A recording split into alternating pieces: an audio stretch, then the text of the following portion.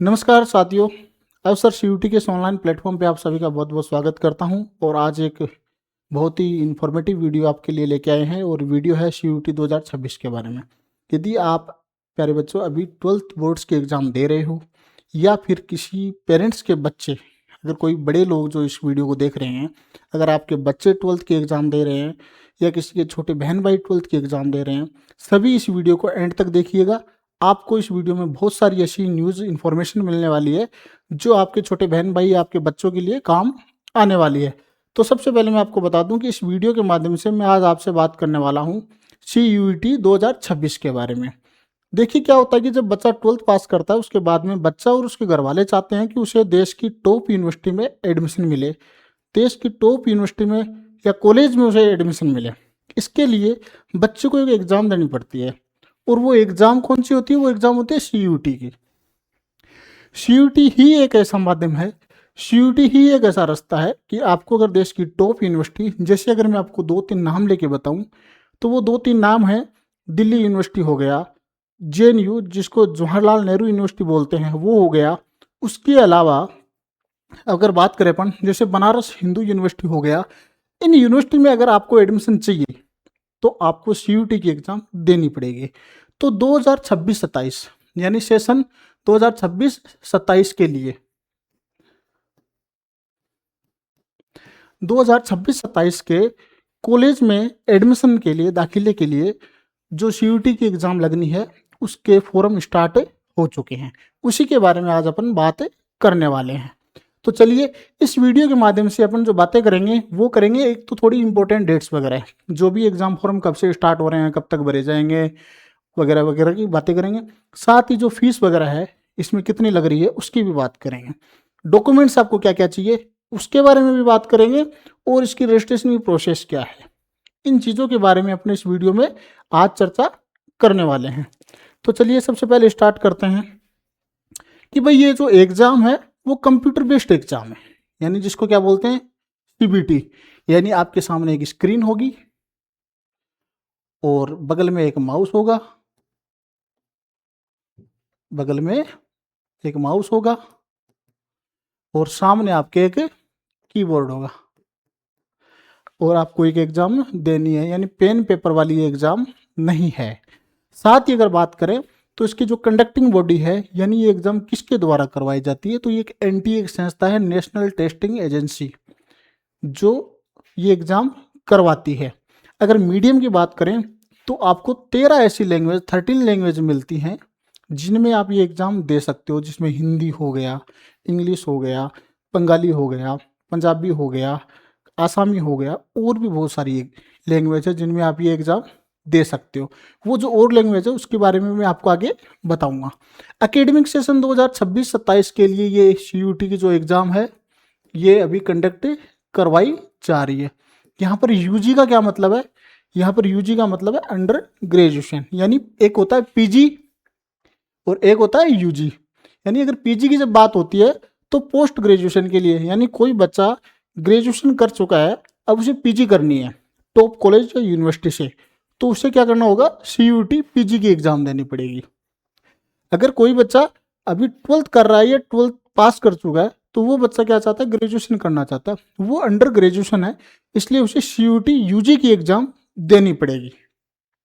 इसके अलावा अगर मैं आपको बताऊं, इसमें यूनिवर्सिटीज़ की अगर अपन बात करें तो इसमें देखो देश की जो सेंट्रल यूनिवर्सिटीज़ हैं वो तो होती ही होती हैं। इसके अलावा कुछ स्टेट यूनिवर्सिटीज़ होती हैं जो अपने आप को क्या करती हैं? CUET के माध्यम से ही अपने यहाँ एडमिशन लेती हैं, इसलिए वो स्टेट यूनिवर्सिटी हैं वो भी इसमें कवर हो रही हैं। कुछ डिम्ड यूनिवर्सिटी हैं वो भी अपने आप को ये मान के चलती हैं कि भाई हम भी जो एडमिशन हमारे यहाँ पर लेंगे वो CUET के माध्यम से ही लेंगे, तो उनमें भी अगर एडमिशन होगा किसी का तो वो CUET के माध्यम से होगा।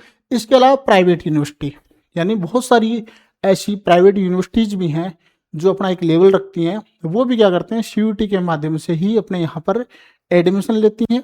तो इस तरीके से देश की सेंट्रल यूनिवर्सिटी, देश में बहुत सारी स्टेट की यूनिवर्सिटी और डिम्ड और प्राइवेट यूनिवर्सिटी हैं, उनमें CUET के माध्यम से एडमिशन होता है। ठीक है, आगे अगर इसकी अपन बात करें, इंपॉर्टेंट डेट की बात करें, तो जो CUET के जो एग्ज़ाम फॉर्म है वो भाई स्टार्ट हो चुके हैं 3 जनवरी 2026 से, यानी कि आज 5 जनवरी है, 2 दिन पहले से ये एग्जाम के जो फॉर्म है वो स्टार्ट हो चुके हैं।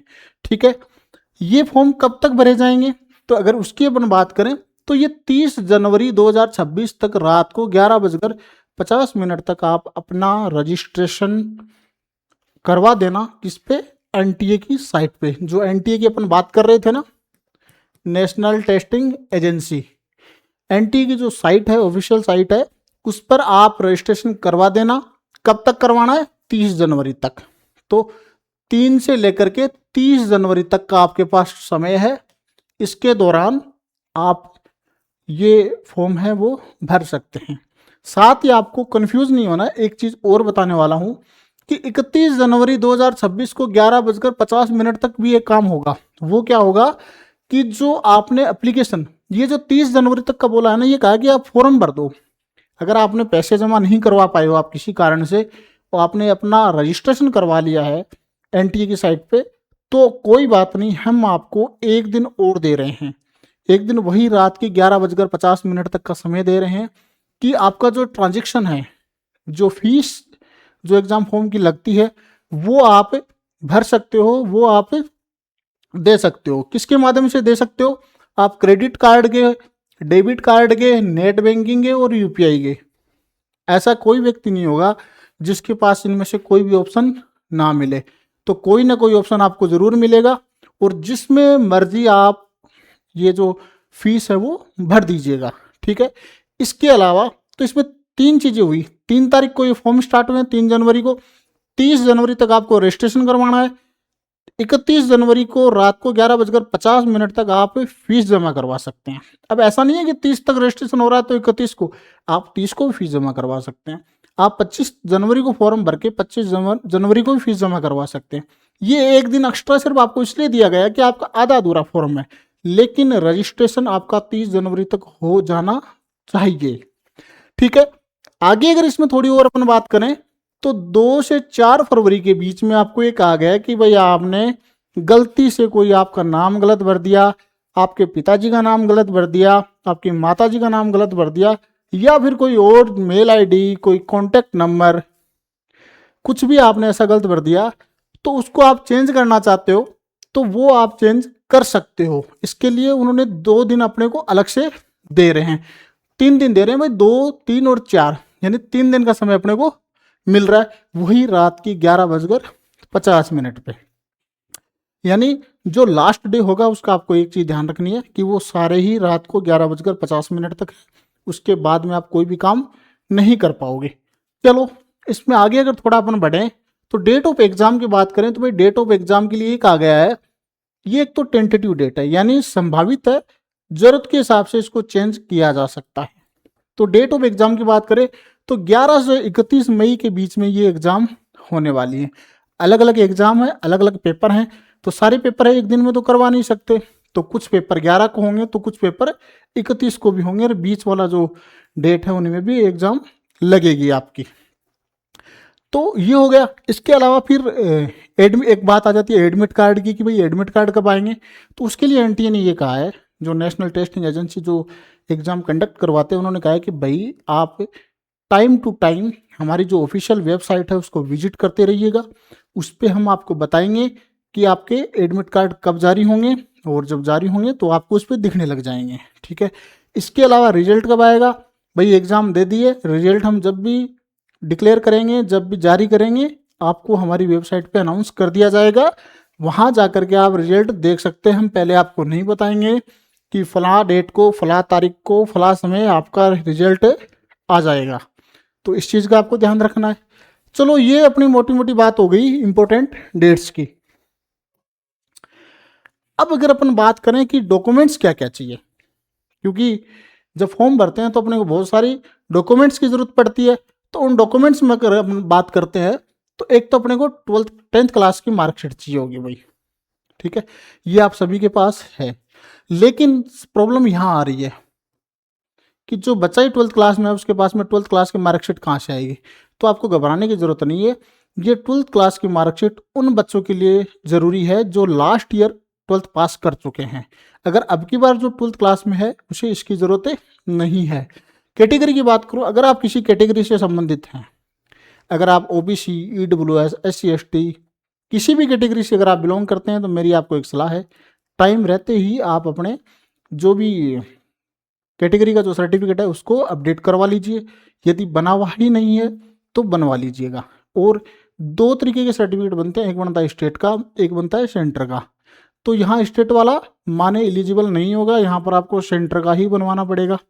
समय रहते बनवा लीजिए, कई बार परेशानी हो सकती है फिर आपको एडमिशन के टाइम पे। एक आपको आइडेंटिटी कार्ड चाहिएगा, एक आपकी आईडी की जरूरत पड़ेगी जिसमें फोटो लगी हो, एक भाई आपकी सुंदर सी फोटो चाहिए होगी, नहीं है तो खिंचवा लेना, है तो संभाल के रखो। एक आपका मोबाइल नंबर और ईमेल आईडी चाहिए होगी। मोबाइल नंबर और ईमेल आईडी की जरूरत इसलिए पड़ेगी कि भाई जो एनटीए है, एनटीए कोई भी इंफॉर्मेशन आप तक पहुंचाएगा तो वो दो ही तरीके से पहुंचाएगा, या तो वो आपको मोबाइल पे मैसेज करेगा या फिर आपकी मेल आईडी पे मेल करेगा। तो ये दो ही तरीके हैं। तो मोबाइल नंबर जो दे वो चालू देना, रिचार्ज उसका अप टू डेट करवा के रखना। जो मेल आईडी दे उसके पासवर्ड मत भूल जाना कि मेल आईडी तो दे दी लेकिन पासवर्ड याद नहीं है, अब ये खुल नहीं रही है, अब क्या करें इसका। इन चीज़ों से आपको बचना है, सावधानी रखनी है। अब बात करते हैं CUT 2026 की जो एग्ज़ाम है उसमें जो फीस लगने वाली है।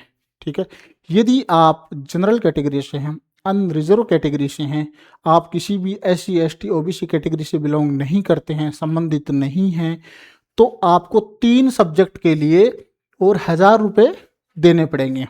3 सब्जेक्ट के लिए 1000 रुपये देने पड़ेंगे। यानी एक बच्चा स्टूडेंट है, अगर एक स्टूडेंट की अगर अपन बात करते हैं,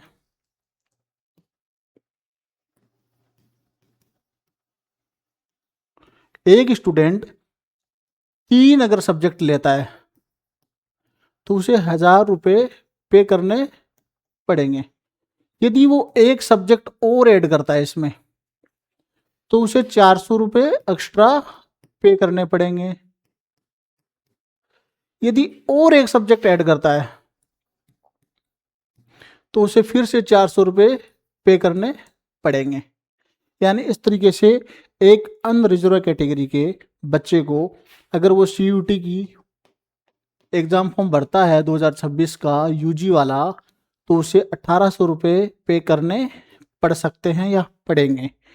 अब बच्चे के दिमाग में आता है कि जब 3 सब्जेक्ट लेकर के 1000 रुपये में काम हो रहा है तो फिर मैं 2 सब्जेक्ट उसमें और ऐड करके और क्यों 1800 रुपये दूँ। लेकिन मेरी आपको छोटे भाइयों एक आपसे रिक्वेस्ट है और आपको सलाह है, ऐसी गलती आप बिल्कुल भी ना करें। आपको यही पे करना है, यही पे करना है। अगर आपको अच्छी टॉप यूनिवर्सिटी में या कॉलेज में अगर आपको एडमिशन चाहिए तो आपको यही पे करना है। कैसे करना है मैं आपको बताऊं। क्या होता है, इसका एक तरीका होता है।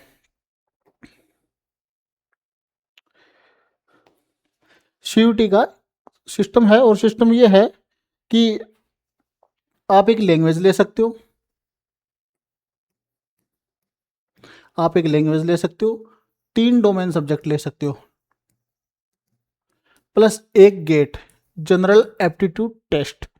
यानी आप इस तरीके से CUT की एग्जाम दे सकते हो, ऐसा NTA कहता है। NTA ये कहता है सिर्फ आप इनके साथ भी दे सकते हो, आप सिर्फ इनके साथ भी दे सकते हो, आप सिर्फ डोमेन के साथ भी दे सकते हो CUT। यानी आपको ऑप्शन तो सारे दे दिए।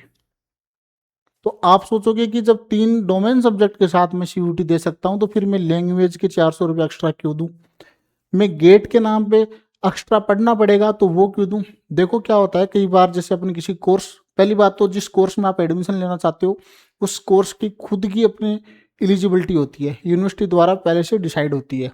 ठीक है, सबसे पहले तो वो क्राइटेरिया देखो आप एलिजिबिलिटी का कि जिस कोर्स में आप एडमिशन चाहते हो उस कोर्स में क्या मांगा है उन्होंने। अगर उन्होंने ये कहा है कि आपको 3 डोमेन और एक लैंग्वेज रखना है तो आपको रखना ही रखना पड़ेगा। अगर उन्होंने कह दिया कि 3 डोमेन और गेट रखना है तो आपको ये भी रखना पड़ सकता है।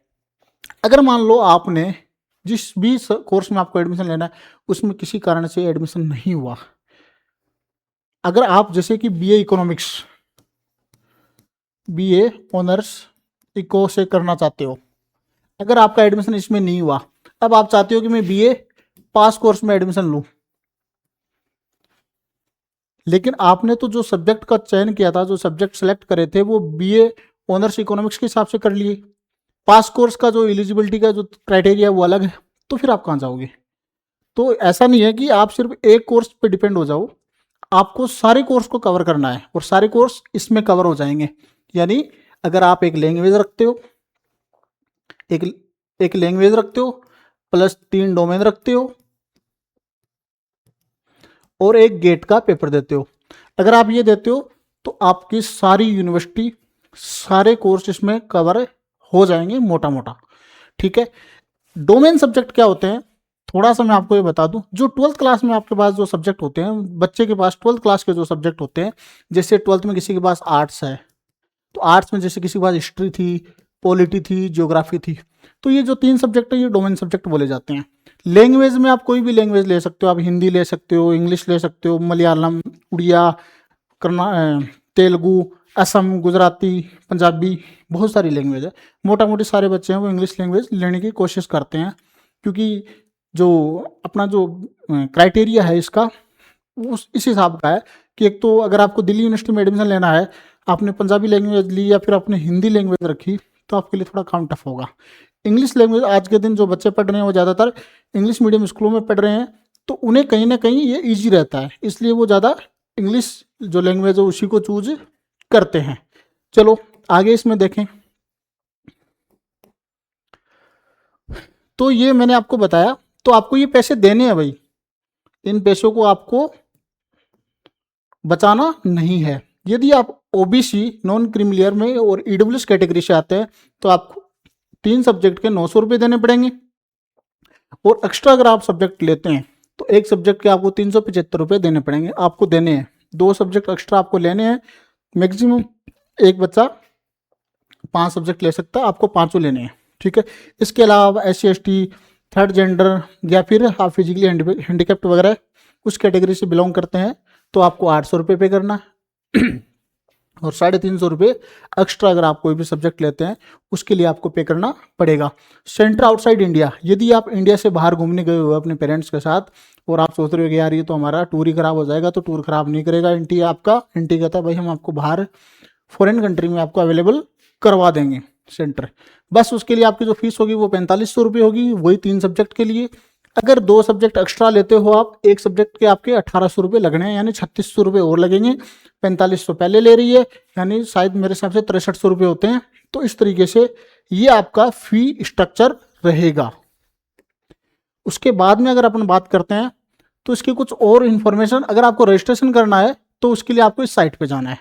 टोटल सब्जेक्ट की अगर अपन बात करें तो इसमें टोटल 37 सब्जेक्ट रहेंगे, जिसमें से 13 लैंग्वेज रहेंगी, 23 डोमेन स्पेसिफिक सब्जेक्ट है और एक जनरल एप्टीट्यूड टेस्ट गेट का रहेगा। मीडियम की बात करें तो आपके पास में 13 लैंग्वेज रहेंगी जिनमें आप ये एग्जाम दे सकते हो। सिलेबस लैंग्वेज की बात करें तो ये जो आपकी लैंग्वेज आप लेोगे उसका सिलेबस रहने वाला है। जो भी आप लैंग्वेज लेोगे, हिंदी लेोगे तो हिंदी में पैसेज वगैरह आ जाएंगी, इंग्लिश का रखोगे लैंग्वेज तो इंग्लिश में जो पैसेज वगैरह हैं वो आ जाएंगे, वोकेब वगैरह पूछी जाएगी इसमें। सिलेबस अगर डोमेन की बात करें तो आपके जो हिस्ट्री, पॉलिटी, ज्योग्राफी हो, चाहे आप कॉमर्स से हो तो आपके ABST, इकोनॉमिक्स, बिजनेस स्टडीज हो, यदि आप साइंस से हो तो फिजिक्स, केमिस्ट्री, मैथ हो, उनका जो सिलेबस रहने वाला है वो सारा का सारा सिलेबस आपका 12th क्लास की जो NCERT कंप्लीटली उस पर बेस्ड है। उससे बाहर कुछ भी आपको पढ़ने की जरूरत नहीं है। चलिए आगे अगर देखें गेट के सिलेबस की बात करें तो गेट के सिलेबस में जो जीके आ जाएगा, जनरल नॉलेज आ जाएगा, इसके अलावा मैथ आ जाएगी, रीजनिंग आ जाएगा, करंट अफेयर्स आ जाएगा, ये सब कुछ इसमें आ जाएगा। Choice of the test paper की अगर बात करें तो एक बच्चा मैक्सिमम 5 सब्जेक्ट ले सकता है, जिसमें लैंग्वेज और गेट इंक्लूड रहेंगे। यानी 3 डोमेन सब्जेक्ट ले लो प्लस एक लैंग्वेज ले लो, एक गेट ले लो, 5 ले सकता है मैक्सिमम। कोई बच्चा अगर 4 सब्जेक्ट के साथ देना चाहे दे सकता है, कोई इश्यू नहीं है। लेकिन फिर उसके लिए जो उसकी एडमिशन के लिए या फिर जो उसके पास में कॉलेज और यूनिवर्सिटी के जो ऑप्शन हैं कोर्सेज के, वो भी लिमिटेड हो जाएंगे। इसलिए मेरी आपको सलाह वही है, दोबारा से दोहरा रहा हूँ, कि अगर आप CUT दे रहे हो तो एक लैंग्वेज, 3 डोमेन जो आपके पास 12th में थे, प्लस एक गेट का पेपर, ये आपको देना ही देना है। मार्किंग स्कीम की बात करें तो अगर आपका आंसर करेक्ट है तो आपको 5 नंबर मिलेंगे, यदि आपका आंसर इनकरेक्ट है तो आपका 1 नंबर की माइनस मार्किंग होगी। ये 1 नंबर की नहीं होगी, एक्चुअली में 6 नंबर आ रहे हैं।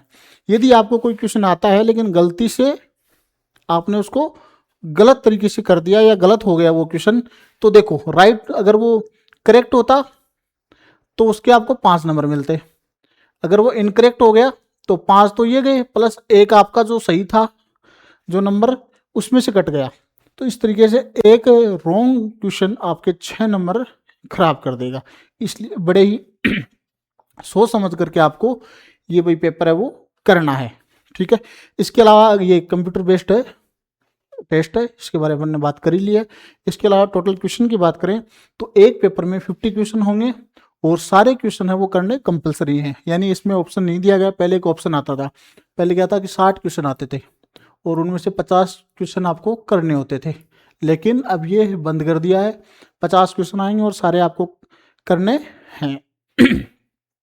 ड्यूरेशन की बात करें तो एक पेपर के लिए आपको 60 मिनट मिलेंगे, यानी अगर आप लैंग्वेज का पेपर दोगे तो उसके लिए 60 मिनट मिलेंगे। आपके पास 3 डोमेन है, हिस्ट्री का पेपर दोगे 60 मिनट मिलेंगे, पॉलिटी का पेपर दोगे 60 मिनट मिलेंगे, ज्योग्राफी का पेपर दोगे 60 मिनट मिलेंगे। यदि आपने गेट का पेपर देना है तो भी आपको 60 मिनट मिलेंगे, ठीक है। अगर शिफ्ट की बात करें तो ये शिफ्ट है वो एक से ज़्यादा शिफ्टों में एग्जाम करवाई जा सकती है, वो डिपेंड करेगा नंबर ऑफ स्टूडेंट कितने हैं। चलिए अब एक बात आती है दिमाग में कि भाई CUT क्यों, आखिर इसकी जरूरत ही क्या है? क्या CUT के बगैर काम नहीं चल रहा? भाई चल रहा है काम, आप भी चला सकते हो, कौन जबरदस्ती कर रहा है। लेकिन अगर आप लेते हो CUT का फायदा तो किस तरीके से मिल रहा है उसकी अपन थोड़ी सी बात करते हैं। एक तो है इक्वल अपॉर्चुनिटी, यानी 12th क्लास में किसी कारण से अगर आपके कम नंबर आ गए कोई फर्क नहीं पड़ता। क्यों? क्योंकि 12th के नंबर इसमें जुड़ते ही नहीं है। आप तो CUT का फॉर्म भरोगे, एक अगर 95% वाला बच्चा है वो आपके बगल में बैठा है, उससे अगर गलती हो गई और आपने सारे क्वेश्चन सही कर दिए तो आपका ही नंबर आना है। 12th के उसके परसेंटेज 95 है, उसको कोई नहीं पूछ रहा है। आपके अगर CUT की एग्जाम में अगर अच्छे नंबर आए तो सिलेक्शन आपका भी उसी लेवल पे उसी तरीके से होना है जो 95% वाले बच्चे का होना है। इसलिए ये एक इक्वल अपॉर्चुनिटी आपको अवेलेबल करवाता है। दूसरा है सिंगल टेस्ट है, और बहुत सारे जो यूनिवर्सिटी जो बहुत सारे विश्वविद्यालय हैं वो इसमें एक इंक्लूड है, तो आपको सबके लिए अलग अलग अप्लाई करने की जरूरत ही नहीं पड़ती है, और देश भर में इसको मान्यता है, ठीक है।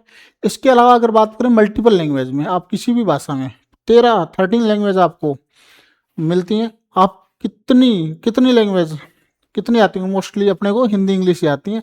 बाकी अगर कोई आसाम से है तो वो आसामी लैंग्वेज में भी अगर ये पेपर देना चाहे तो वो दे सकता है। उसके बाद में रजिस्ट्रेशन की अगर प्रोसेस की अपन बात करें तो आपको ऑफिशियल जो वेबसाइट है उस पर जाके अपना रजिस्ट्रेशन करवाना है। उसके बाद में जो भी पर्सनल डिटेल वगैरह मांगते हैं वो आपको भरनी है, और आपके जो भी डॉक्यूमेंट वगैरह मांगे जा रहे हैं वो आपको अपलोड कर देने हैं, और आपको फी है वो पेमेंट कर देना है उसका, और सबमिट और कंफर्मेशन का एक आपके पास मैसेज मेल आ जाएगा, ठीक है। इसके आगे अगर अपन बात करें अधिक जानकारी के लिए आप टाइम टू टाइम जो ऑफिशियल वेबसाइट है उसको विजिट करते रहें। साथ ही अगर आपको फॉर्म भरने में किसी तरीके की कोई परेशानी आती है, आपके फॉर्म नहीं भरा जा रहा है या फिर कुछ चीज़ आपके समझ में नहीं आ रही है, तो NTA के द्वारा हेल्पलाइन नंबर दिए गए हैं और एक मेल ID दी गई है। इनको आप यूज करें, इन पे आप कॉल करें, मेल ID पे आप मेल करें, और जो भी आपकी प्रॉब्लम परेशानी है उसका सॉल्यूशन यहाँ से आप प्राप्त कर सकते हैं। चलिए तैयारी शुरू करें, अपने सपनों की यूनिवर्सिटी को प्राप्त करना है, अगर उसमें एडमिशन लेना है तो तैयारी शुरू करनी पड़ेगी। और तैयारी शुरू कैसे होती है एडमिशन कैसे होगा भाई? हार्ड वर्क, साथ में स्मार्ट प्रिपरेशन। ऐसे नहीं कि सुबह से शाम तक पढ़ रहे हैं लेकिन पढ़ क्या रहे हैं पता ही नहीं है, सामने बुक खुली पड़ी है, मोबाइल चला रहे हैं, तो वो हार्ड वर्क नहीं माना जाएगा। या फिर आपके सामने बुक है, आप रटे जा रहे हैं उस बुक को, पता ही नहीं है कि इम्पोर्टेंट है या नहीं है, आप थ्योरेटिकल पार्ट को पढ़े जा रहे हैं, लेकिन आपकी एग्जाम तो एमसीक्यू बेस्ड है, यानी ऑप्शन, एक क्वेश्चन होगा 4 ऑप्शन होंगे, आता है तो एकदम राइट होगा, पूरे 5 नंबर मिलेंगे, नहीं आता है तो पूरे ही 5 नंबर कट जाएंगे। ऐसा नहीं है कि आपको 1-2 नंबर मिलेगा उसमें। तो अगर आपको सक्सेस चाहिए, आपको सफलता चाहिए, तो भाई आपको हार्ड वर्क करना पड़ेगा, हार्ड वर्क को भी स्मार्ट तरीके से करना पड़ेगा।